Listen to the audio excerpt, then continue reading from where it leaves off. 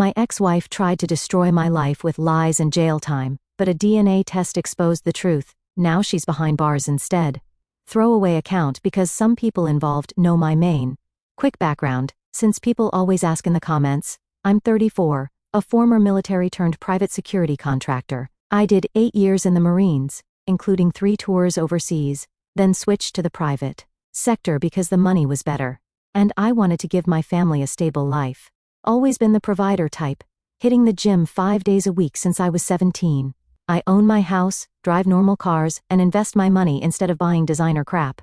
I met Sarah at 25 when I was transitioning out of the military. She was a receptionist at a doctor's office.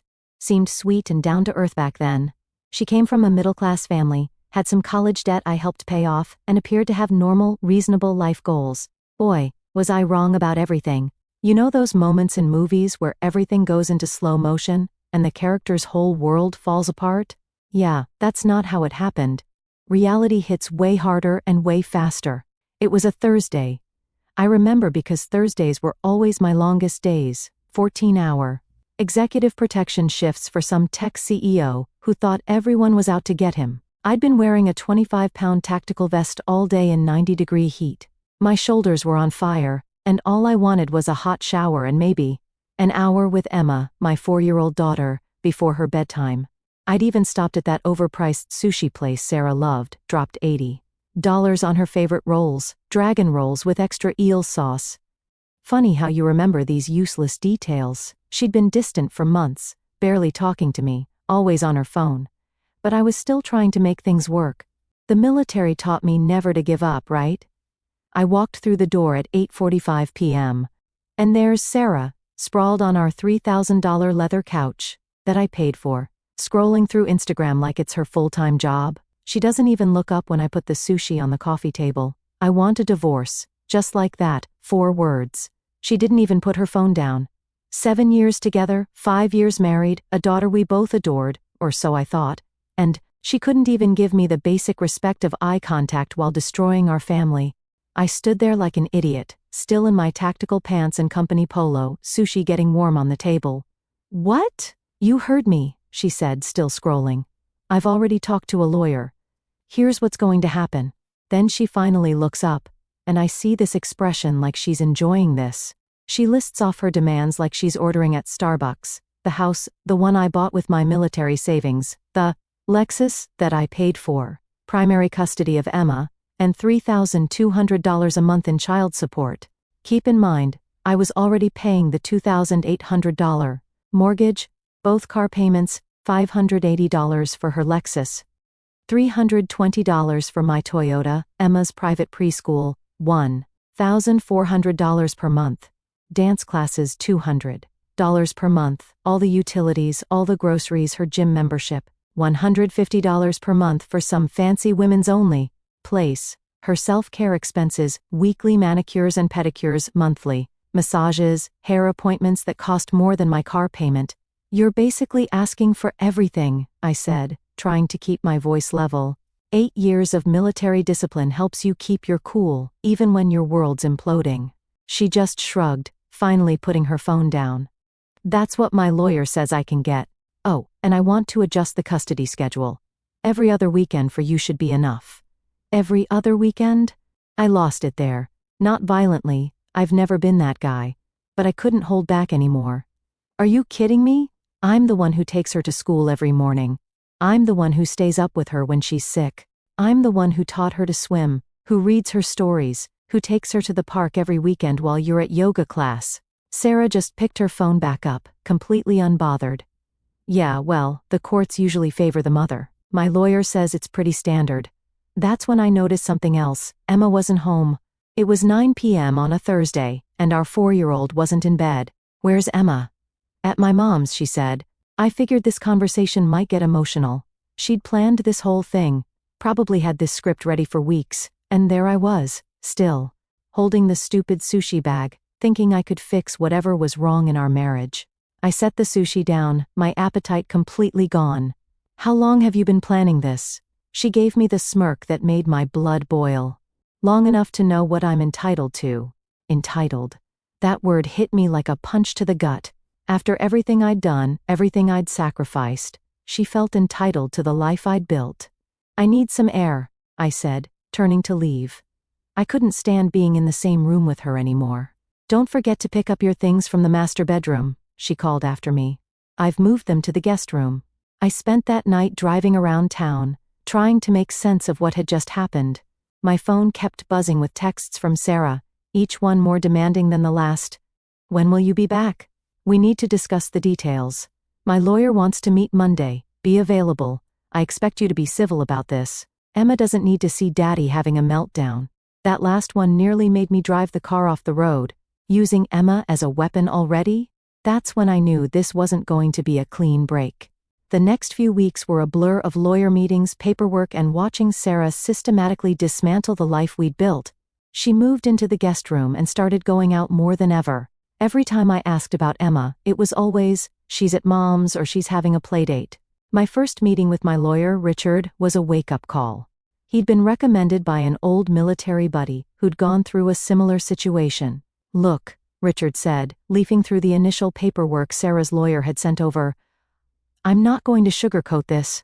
The demands she's making are excessive but not unheard of. California family courts tend to favor mothers unless there's clear evidence of unfitness. But I'm the primary caregiver," I insisted. "I'm the one who's there for Emma day in and day out. Sarah's barely home 3 nights a week with all her classes and girls' nights." Richard sighed, taking off his glasses. "Do you have documentation of that? Calendars, text messages, witness statements?" I didn't. Like an idiot, I'd never thought I'd need to keep receipts on my own marriage. "Start documenting everything now," Richard advised.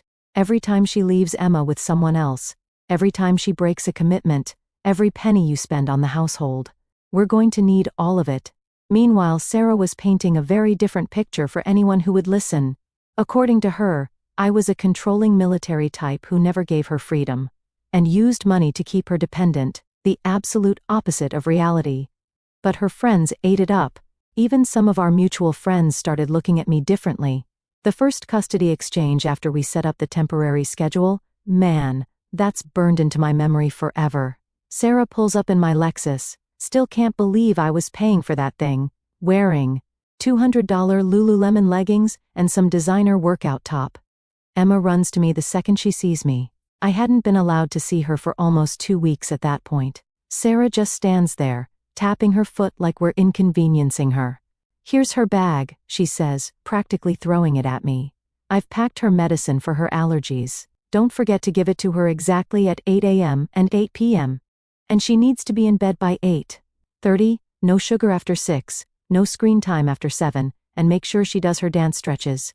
I just stared at her. I'd been the one handling Emma's medicine schedule for the past 2 years because Sarah couldn't deal with the stress of remembering it.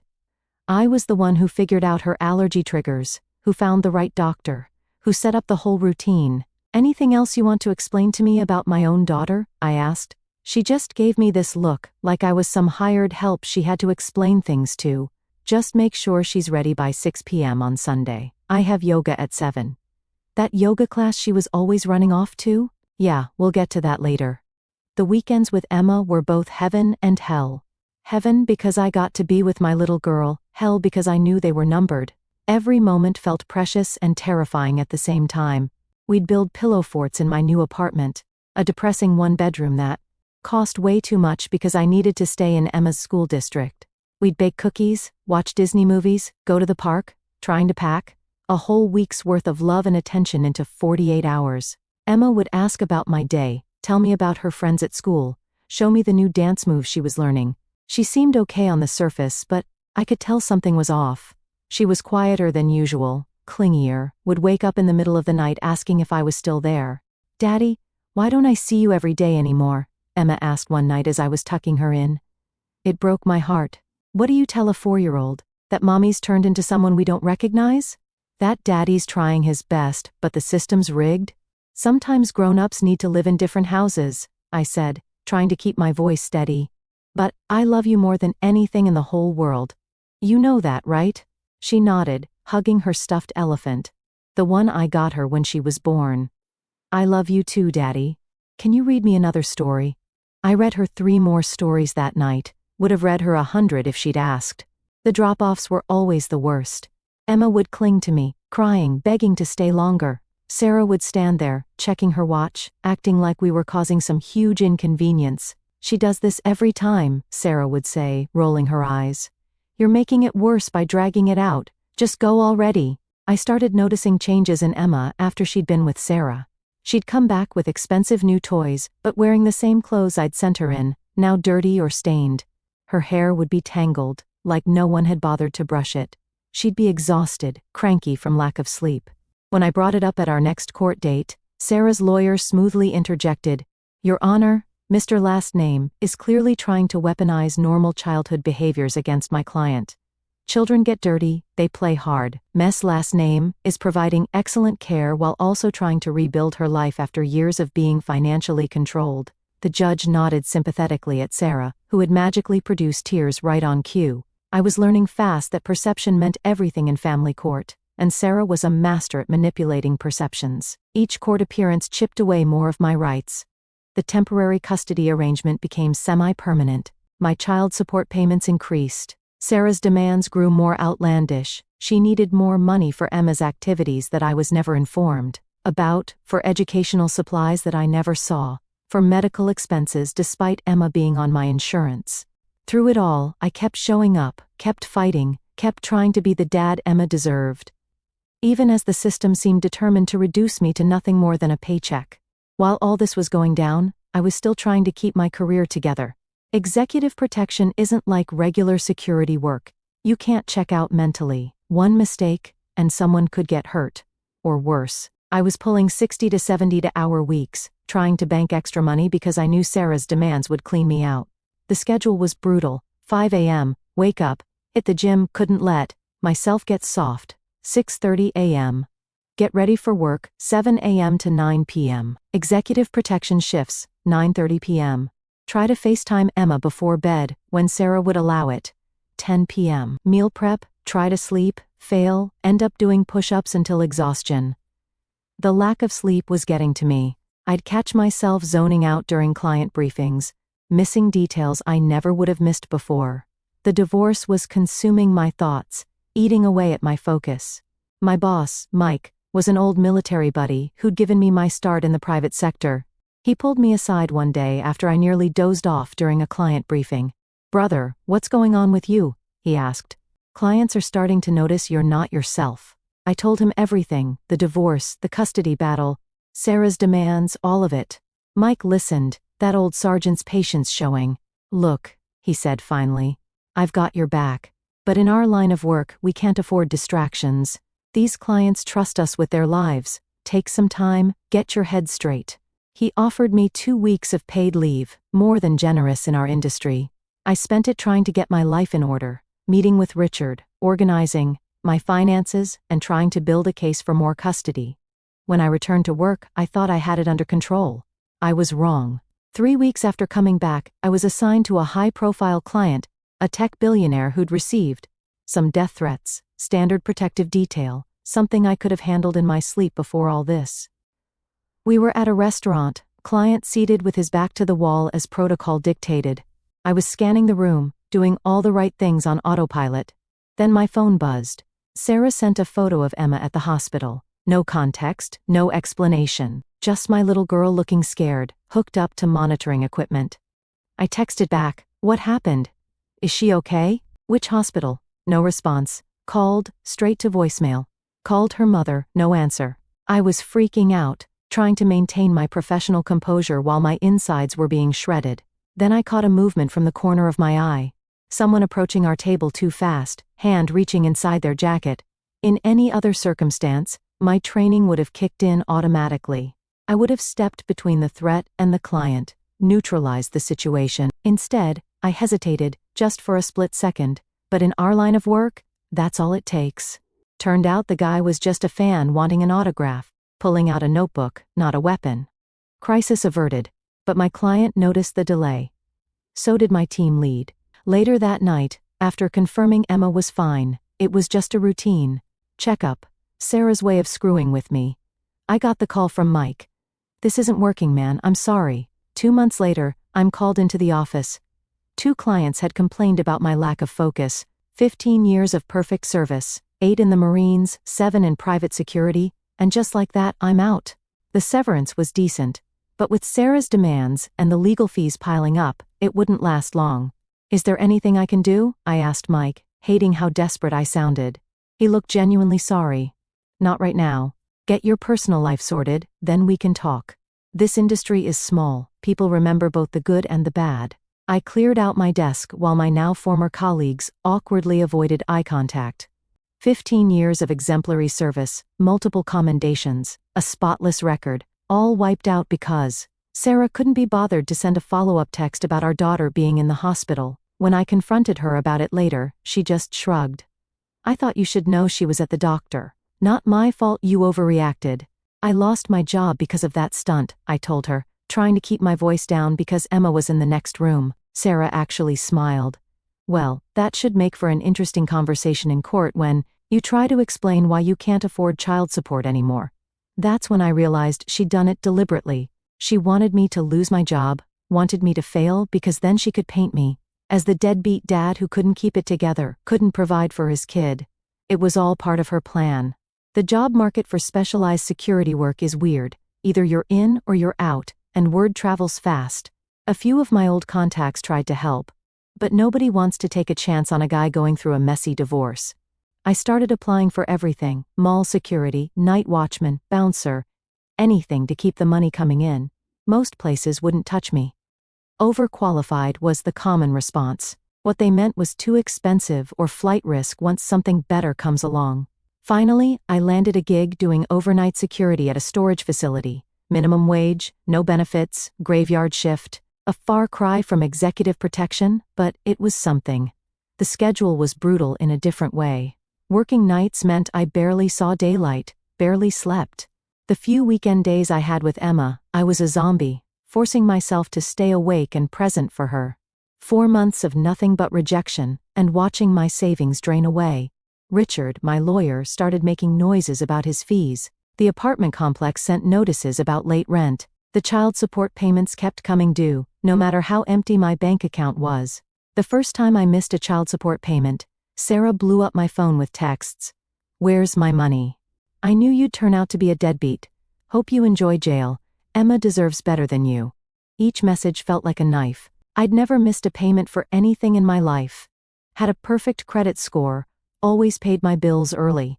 Now, I was the guy who couldn't provide for his kid. I went to court to explain the situation, ask for a temporary reduction until I could get back on my feet. I brought all my job applications, rejection letters, bank statements showing I was nearly wiped out. Sarah showed up in another designer outfit, her lawyer looking smug next to her. "Your Honor," her lawyer started, "what we have here is a classic case of voluntary unemployment. Mr. Last Name deliberately took a lower-paying position to avoid his obligations to his child. He's working beneath his qualifications by choice." The judge looked at me skeptically. "Is that true, Mr. Last Name?" I tried to explain about the job loss, about the industry blacklisting, about applying for everything I could find, but it all sounded like excuses, even to my own ears. "The child support order stands," the judge ruled. "If you fall into arrears, there will be consequences." Consequences, right? I picked up a second job stocking shelves at a grocery store during the day before heading to the storage facility at night. 4 hours of sleep became the norm. My health started to suffer, lost weight, dark circles under my eyes, constant fatigue. Emma noticed during one of our weekends she touched my face, concerned. "Daddy, are you sick?" I forced a smile. "Just a little tired, sweetheart. Daddy's working a lot right now." "Is it because of the money Mommy says you owe her?" "She told Grandma you're not paying for my dance classes anymore." That hurt worse than anything. Sarah using Emma as a pawn, making her worry about adult problems. I made sure never to speak ill of Sarah in front of Emma, but she had no such reservations about poisoning our daughter against me. 2 more missed payments, and the warnings from the court got more serious. I sold my car, sold my watch, sold anything of value just to catch up. Started surviving on ramen and peanut butter sandwiches, picked up odd jobs on my days off, mowing lawns, painting houses, whatever paid cash. Then came that morning, 8 a.m., loud pounding on my apartment door. I was already up, Old military habits die hard, even when you're depressed. Two cops standing there, looking uncomfortable. "Sir, we have a warrant for your arrest for failure to pay child support." The younger cop clearly didn't want to be there. Maybe he'd heard about my military service. Small town, word gets around. The older one just looked tired, like he'd done this too many times. They were professional about it at least. Let me change into proper clothes, didn't make a scene. But walking out of my apartment building in handcuffs? That hits different. The holding cell was everything you'd expect. Cold, smelly, depressing. But the worst part was sitting there thinking about Emma. What would Sarah tell her? That Daddy's a criminal? That he didn't love her enough to pay? I tried calling Richard from the jail phone, but his secretary said he couldn't represent me anymore due to my outstanding legal bills. Perfect. The public defender they assigned me looked about 12 and had a caseload that would break a seasoned attorney. He barely glanced at my file before our court appearance. "Just tell the judge you'll pay," he advised during our 5-minute consultation. "That's all they want to hear." "With what money?" I asked. "I'm already working 2 jobs. I've sold everything I own." He shrugged, already looking past me to his next case. "Figure it out, or you'll be back here in a month." The judge was unimpressed with my situation. "Mr. Last Name, the court doesn't care how you meet your obligations, only that you do. Your child deserves support." I wanted to scream about all the ways I'd supported Emma that had nothing to do with money, about the bedtime stories and swimming lessons and doctor visits, about how Sarah was using the system to destroy me while pretending it was all about Emma's welfare. Instead, I just nodded and promised to pay. 3 days in county jail before a former military buddy found out and posted my bail. 3 days of missing work and therefore not getting paid, of missing a scheduled weekend with Emma, of sinking even lower than I thought possible. County jail gives you a lot of time to think. I kept to myself, did push-ups in my cell, tried to maintain some kind of routine. The other guys mostly left me alone. Maybe they could tell I wasn't the usual type they got in there. When I got out, there was a stack of mail waiting at my apartment, bills mostly, and a thick envelope with no return address. Then came the letter from Jake. Jake was my old teammate from the security company, one of the few guys I truly trusted. The letter was thick, and as soon as I started reading, I understood why. "Brother, I've been carrying this for too long. You deserve to know the truth." Jake laid it all out. He'd been doing security for some high-end hotel events, and had seen Sarah there multiple times with her yoga instructor Brad. But they weren't doing yoga. The first time I saw them, I thought I was mistaken, but then it kept happening. Different hotels, different events, but always them. Always looking too close to be just friends. I took photos, kept a log of dates and times. I know this is going to hurt, but there's more. The next part of the letter made me physically sick. The timeline doesn't add up. Sarah was seeing Brad before Emma was born. Way before. I've got security footage timestamps that prove it. I've been sitting on this info for years, man. When you guys seemed happy, I couldn't bring myself to wreck your family, but now that she's putting you through hell, you deserve to know what you're fighting for. Inside the envelope were dozens of photos, Sarah and Brad at hotels, restaurants, shopping together. Some dated from before our wedding, some from when she was pregnant, some from just weeks ago. Sitting in my crappy apartment, looking at those photos, everything started making sense. All those late-night yoga classes, the weird work schedule she claimed Brad had, the way she'd get defensive if I ever suggested joining one of her classes. And Emma. God, Emma. I stared at her photo on my nightstand, really looking at her features for the first time with this new knowledge in mind. Her blue eyes, mine are brown. Her hair color, lighter than mine or Sarah's. The way she smiled, always thought she got that from my mom. Had I been willfully blind all these years? Had I seen what I wanted to see because I loved that little girl so damn much? I called Jake immediately, my hands shaking so bad I could barely dial. "Why now?" I asked when he picked up. "Why not when it could have saved me all this hell?" Jake sounded genuinely remorseful.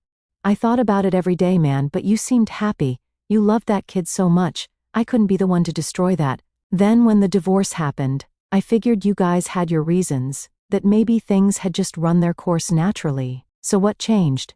I saw Sarah and Brad at another event last week, overheard them laughing about you, about how they were taking you for everything. That's when I knew I couldn't keep quiet anymore. I sat with this information for a whole day trying to process it. Part of me wanted to confront Sarah immediately, to scream and rage at her. For the years of lies, But the Marine in me, the tactician, knew better. This was ammunition. Possibly the only kind that could help me in this war she'd started. I went to the storage facility that night, worked my shift in a daze. When morning came, instead of going home to sleep, I went to a different lawyer's office, one recommended by Jake, who specialized in paternity fraud. The second I got out of jail, I contacted the new lawyer, showed him Jake's letter, the photos, everything. He didn't sugarcoat it. "This is going to get ugly," he said. "But if what your friend documented is true, we can probably get the child support orders thrown out. First thing we need is a DNA test." Getting the test ordered wasn't easy. Sarah fought hard, claimed I was just trying to avoid my responsibilities. But the judge looked at Jake's evidence and approved it.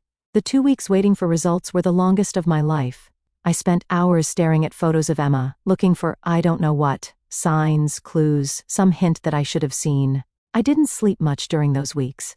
The results came in a plain white envelope, medical terminology, lots of numbers, but only one that mattered: 0.00% probability of paternity. I didn't cry, didn't yell, didn't do anything for about an hour. Just sat there, holding that paper, feeling like someone had ripped my heart out. When I finally could move again, I called my lawyer. His tone changed immediately when I told him the results. "This changes everything," he said. "We're going to file to vacate all child support orders. And if she's been collecting from the biological father too, we're looking at fraud charges." The lawyer called later that day. "We did some digging. She's been collecting child support from Brad too, double-dipping the whole time. This is fraud, clear and simple." The next few weeks were a whirlwind of legal activity, subpoenas flying, bank records being pulled, Sarah's carefully constructed house of cards beginning to collapse. Through it all, I couldn't stop thinking about Emma. Biologically she wasn't mine, but in every way that mattered. Every bedtime story, every scraped knee, every middle-of-the-night comfort, she was my daughter. The thought of never seeing her again was unbearable. "What about custody?" I asked my lawyer during one of our meetings. He gave me a sympathetic but realistic look. "Legally, you have no standing now that paternity has been disproven, but given the circumstances, the fraud, the potential criminal charges, we might be able to make a case for some kind of visitation based on the established relationship. It's a long shot though. Long shot or not, I had to try." Emma was the only thing in this whole mess worth fighting for. Court day was surreal. Sarah showed up in a designer dress that probably cost more than my monthly rent, fresh from some expensive salon appointment. Her lawyer tried spinning this story about her being confused about paternity, claiming she truly believed I was Emma's father. Then my lawyer started laying out the evidence: bank statements showing child support, deposits from both me and Brad, hotel receipts going back years, security footage from multiple locations, text messages between Sarah and Brad discussing their plan, medical records showing she knew about the paternity all along. The judge's face got darker with each piece of evidence. By the end, he wasn't even trying to hide his disgust. "Mrs. Last Name," he said, "what you've done here goes beyond simple fraud. You've intentionally deceived two men, manipulated the court system and, most importantly, used an innocent child as a pawn in your scheme. This court takes a very dim view of such actions."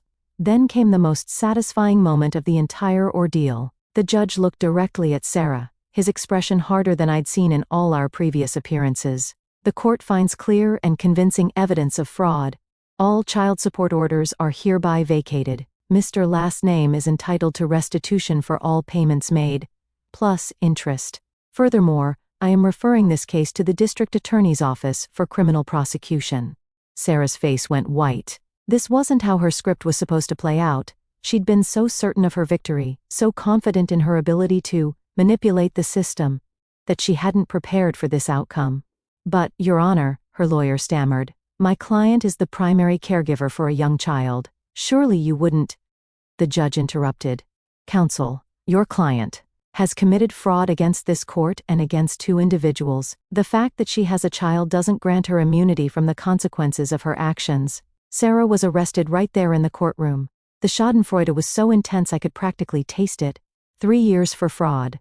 But here's where karma really kicked in. During booking, they found her designer purse stuffed with illegal pills. Not just a few, but enough to add intent to distribute charges. That 3-year sentence turned into 7 real quick. The best part? Brad disappeared to Mexico when the child support orders came down. Apparently, he had his own legal issues we didn't know about. 2 weeks ago, I got a call from Sarah's sister. Sarah's found God in prison, wants to apologize, wants my help getting her sentence reduced, claims she's a changed woman who sees the error of her ways. You know what I told her sister? New phone, who this? As for Emma, her situation initially broke my heart. With her mom in prison, and her biological dad in the wind, she was headed for foster care. Despite not being her biological father, I petitioned the court for custody based on my established relationship with her and the fact that I was the only stable parent figure she'd ever known. It was an uphill battle. The system isn't designed for situations like ours. But sometimes, just sometimes, the right thing prevails. Emma's living with me now, full custody. Since both biological parents are out of the picture, it's not easy explaining to a 4-year-old why mommy's gone, but we're making it work. I've got a new job managing security for a major hotel chain. Better hours, better pay, home every night. The best revenge? Emma's thriving. Her teachers say she's happier than ever. She's making friends, doing great in her activities, and actually sleeping through the night now, something that never happened when Sarah was around. And Sarah? Last I heard, prison food isn't quite up to her usual standards. Guess karma really is the ultimate gold digger.